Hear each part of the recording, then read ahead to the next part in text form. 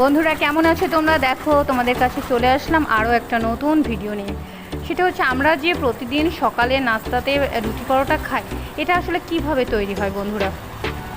আমরা তো রুটির আটাটা পেয়ে যাই, কিন্তু এটা তৈরি হওয়ার একটা প্রসেস আছে, প্রসেস মেনটেন করে এটা তৈরি হয়। দেখো প্রথমে এটা কৃষকেরা মাঠ থেকে কেটে নিয়ে এসে এটা মেশিনের মধ্য দিয়ে প্রসেস করে এটার খড়কুটোটাকে আলাদা করে ফেলে। তারপরে দেখো গমটা বের হয়ে আসে, তারপর গমটাকে একটা প্রসেসিংয়ের মধ্য দিয়ে আমাদের কাছে এটা আটা হয়ে চলে আসে।